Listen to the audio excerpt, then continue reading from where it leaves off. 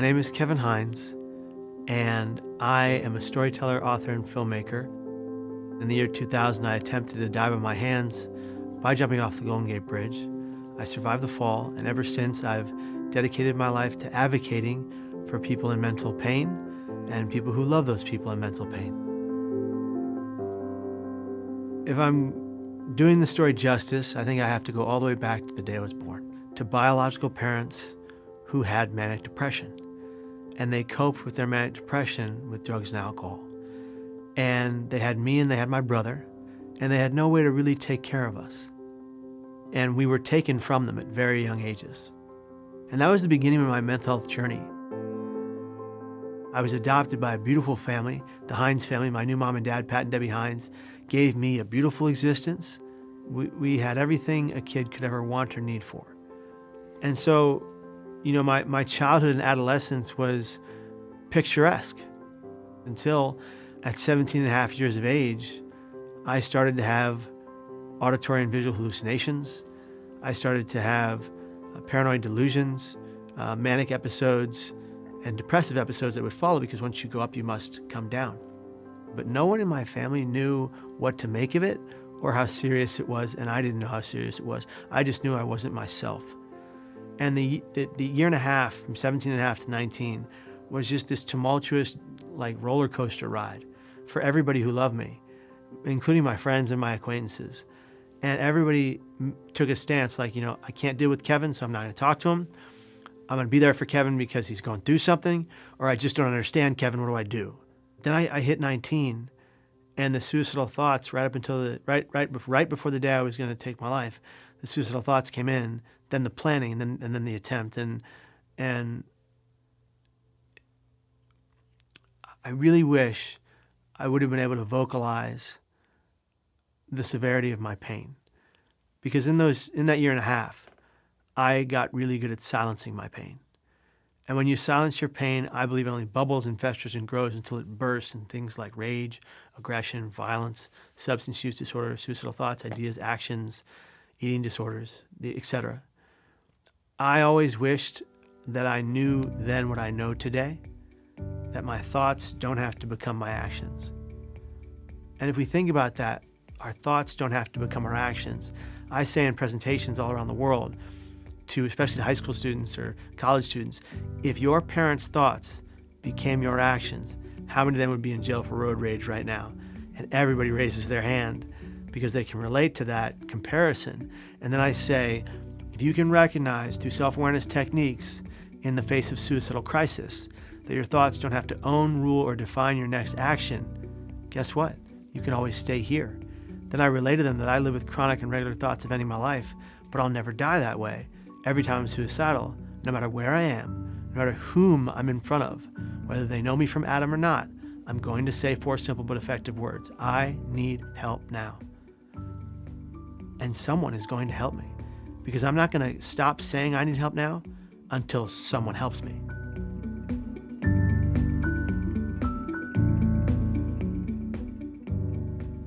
On the day of my attempt, it was an overcast day in San Francisco. I arrived at the Golden Gate Bridge parking lot at around 10 a.m. I just wanted one person to ask me if I was okay. Now, to be fair, my father asked me that morning. He said, "What's wrong, Kevin?" And I said, "Nothing, Dad. I just wanted to tell you that I love you." Because I thought it was the last time I'd ever talked to him. Nobody taught Pat Hiein's suicide prevention. He was so worried about me, but also so helpless because no one taught him the signs of someone who is considering taking their life. He tried desperately to reach me so many times through his words, but he didn't know to consider asking the question, are you suicidal and have you made a plan to take your life? He did try to reach me on multiple levels that morning. I was not yet ambivalent until I got to the bridge. When I got to the bridge, all I wanted to do was live. But my brain was trying to kill me.